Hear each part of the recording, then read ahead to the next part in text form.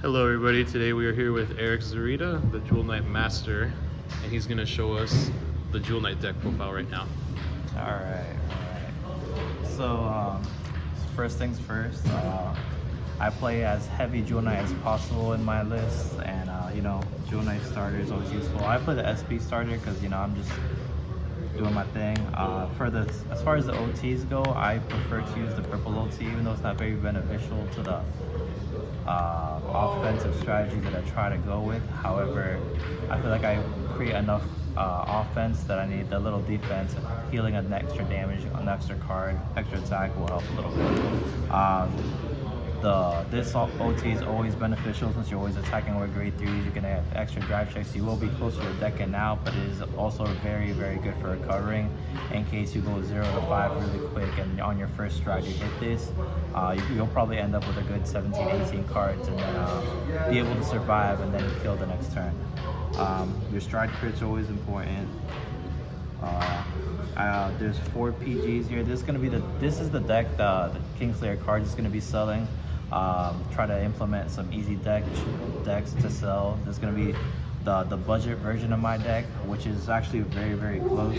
I think it's a 1 card difference, right? Yeah. So in how I play 3 draw PGs and 1 elementario, which then means I play 4 Jewel Knight crits. Which means I play 4 Jewel Knight crits, and then there's going to be an extra rear guard in the deck, which is going to be 1 less sword me. So I'll go by, this is extremely important. As you know, there's so many defensive plays, defensive interruptions in the game now, so you really need these for kill turns, because let's say worst matchup, Narcon, it'll absolutely destroy you. Now Pale Moon can mess up everything too, so this is extremely beneficial. There's going to be 4 of these girls. This is probably one of your most important pieces right here. She lets you do so many things. Soul charging, she bounces back to hand, so you can rush with it. You're not penalized for rushing early. She bounces back to hand if you have no more units on the bottom. Likewise, the return to hand is optional, so you don't have to return it to hand, because she does have an ability where you call over to retire a card in the same column. If you don't retire, you draw. It's very useful to get things off the field mid plays in case people call Honolese or whatever the case may be. Some decks also use, like for instance, Genesis. They can suck in 3 rear guards from the drop, from their field, to negate your Vanguard's crits, well, to lower crits for 2 for the turn. So it's just beneficial. It's mostly purposeful. This is my MVP. I got Christine right here. She's a little difficult to use, which is why I try to go for a pure Jewel Knight build, because I like to aggro early. How she works is, you're gonna have your Vanguard. Well, I'll go into specifics a little later. I'll go card by card and then I'll go by playstyles. This is your this is your best ride target when it comes to getting to grade 1.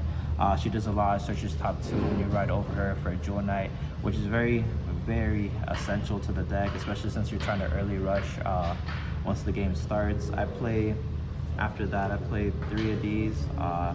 This is how you're gonna get over defensive triggers no matter what. It also puts 2 back to deck and soul charges 1, so it's always a +1 back to deck. This is going to be your best friend in helping you not deck out, so you want to try to use this as much as possible when given the opportunity. Also put your pieces back a lot faster. We're gonna have this card. This card is your main ride target when you get to grade 2. I use it for multi-attack too. It has an on-swing ability where you're gonna put a grade 2 or lower card from your hand into the soul and you draw a card. I'll be quite honest with you, you kind of have to use it at least once before you get to grade 3 to put that 1 extra card in there, so you can have a fantastic stride or grade 3 turn. You don't have to be shy about what you put into the soul. A lot of times I put my stride crits into soul to draw another card, because I need for early game, early rush, I need more Jewel Knights, more aggro. Most decks can't kill you in a single turn, so you can survive 1 stride turn and then pop off, so you should be typically fine. So that's the grade 2 I play. In my build, I only run 1 Sword Me, but Sword Me is very clutch, very essential. does everything you need it to do, calls an extra rear guard. The on-place call is also very important against decks that can retire your units. For instance, once you get to grade 3, grade 3, the Salome, the V version of Salome calls over existing circles with rear guards on it. Over existing rear guard with circle. Yeah. So she's gonna do that, and you're gonna need your circles always filled for the most part.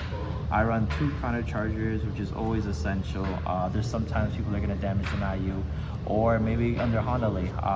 Since you're on a force marker, typically all you need to do is, as long as you can poke, you're taking cards out of the hands. This is very essential. Always goes back to deck, and then you can play off one counter blast the entire turn very easily.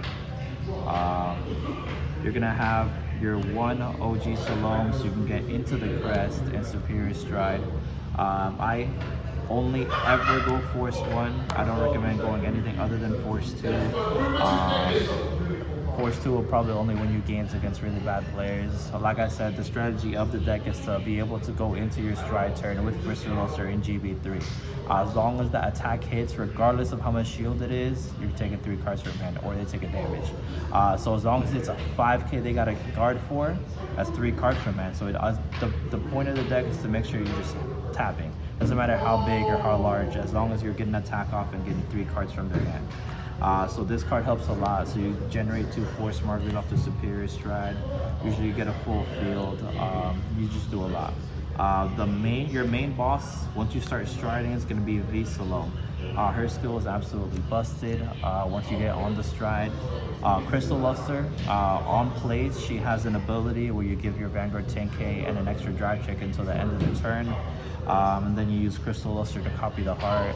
And now you have a quad drive restand in Vanguard that also calls units over existing circles at the end of the battle that she attacked. So that's very essential.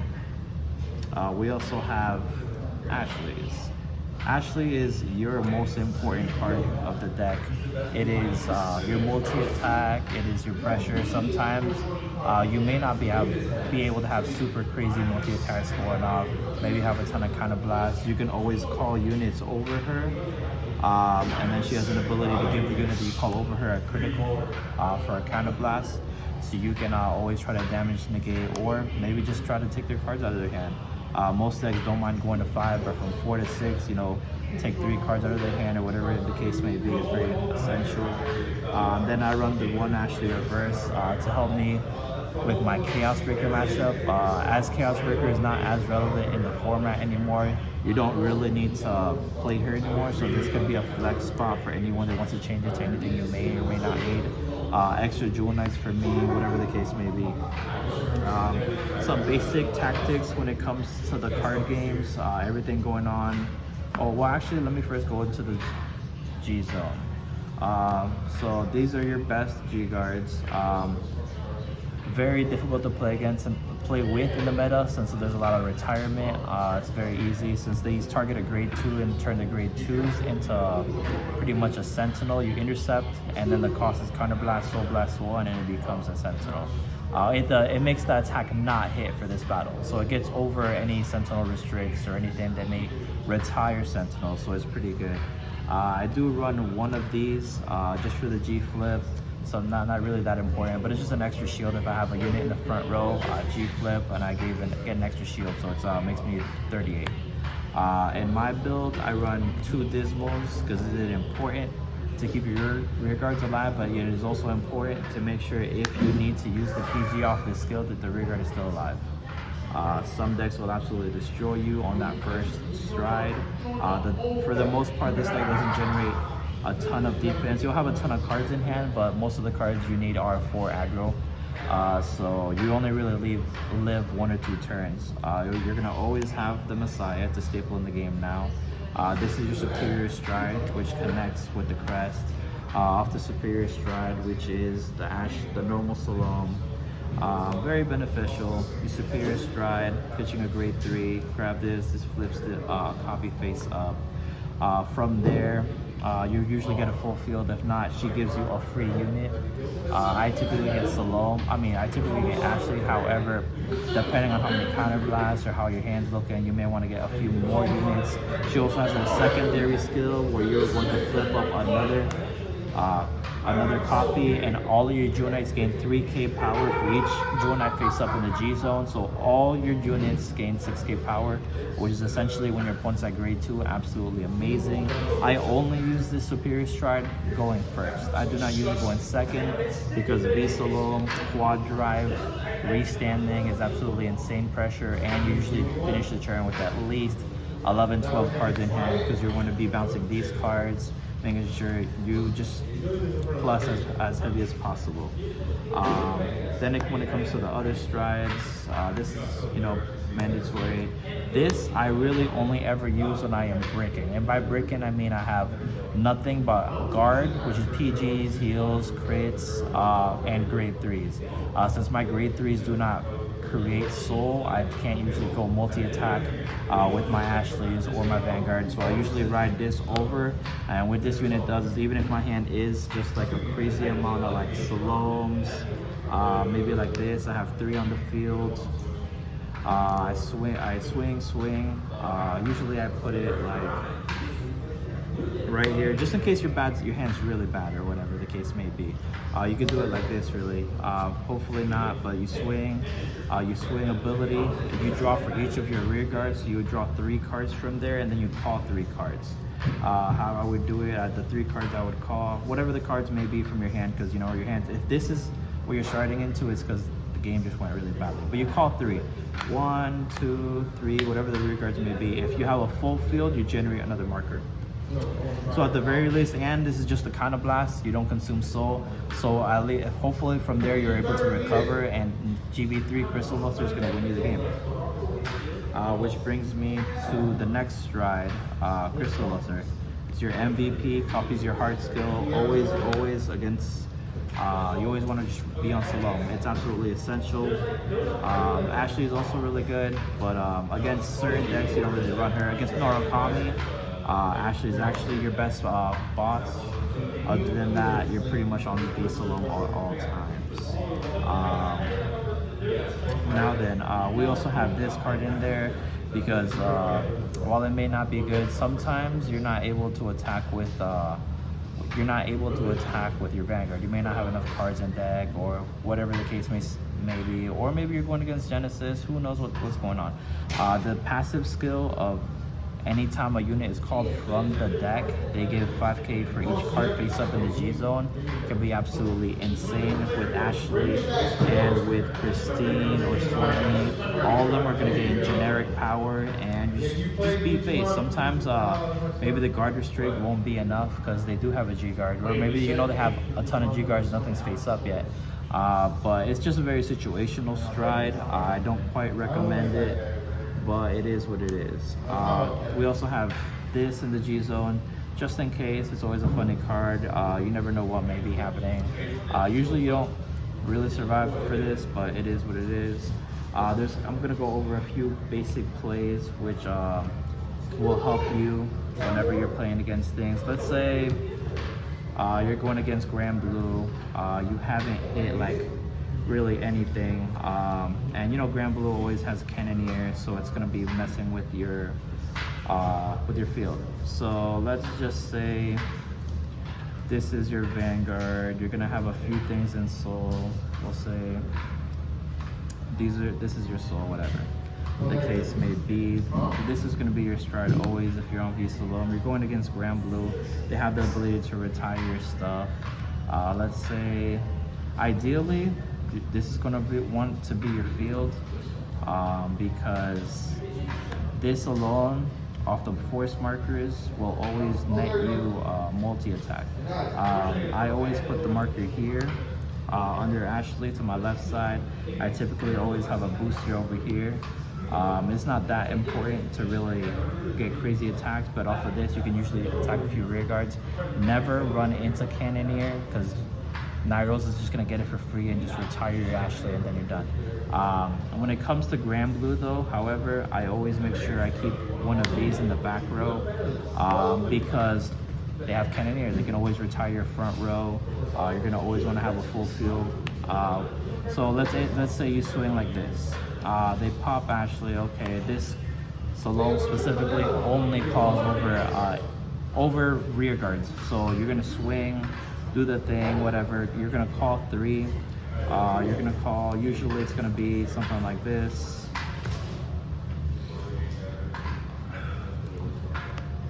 All right, and then you call 3. Those are the 3. You're gonna soul blast the 4. Vanguard's gonna restand, obviously. This dies, retire, draw, whatever the case may be. This dies. You now can choose from top 3 to call to replace the unit over here, which is gonna get you multi-attack. You can most times really bait their cannoneers because you can do whatever you want on this deck. What I like about this is there's so much you can do. Between the multi-attack, between the early rush, between the resource management, since these cards always go back to your hand, you could rush with it, bring them back to hand, whatever the case may be. So I really enjoy playing the deck. If you already have the Angel Ladder, there is literally no decks that can stop you unless they hit a defensive OT. I typically hit over at least 2 defensive triggers. I make 33 columns very easily. So I have pretty good. This is pretty much my deck list that I use for all the tops that I've had. Okay, Georgia, Texas, Tampa, wherever the case may be. I've had great success with this deck, and it takes a lot of knowing matchups, because as free as GB3 may be with Crystal Luster, you will always, Vanguard is Vanguard, and in Premium you have so much defensive interaction now that it's very easy to miss lines, to get destroyed, so you always play to what's given, to what your hand is able to play. And you always need to understand that you will most likely not survive 2 of your opponent's stride turns, so you need to be able to close out the game as quickly as possible, because the defensive options in this deck is not very good. So that's me, that's what I do. I'm quite an aggressive player, so I'm always doing all kinds of things. This card, using early for the multi-attack, I've killed so many people on the grade 2 turn. While they're at grade 2, while I'm at grade 3, I ride up first. Just spamming this, calling this to call another Ashley. It's absolutely amazing, okay? Thank you very much, guys. Thank you for showing us your deck, man. Like he said, you can probably find it as soon as this video is uploaded on our website, kingslayercards.com.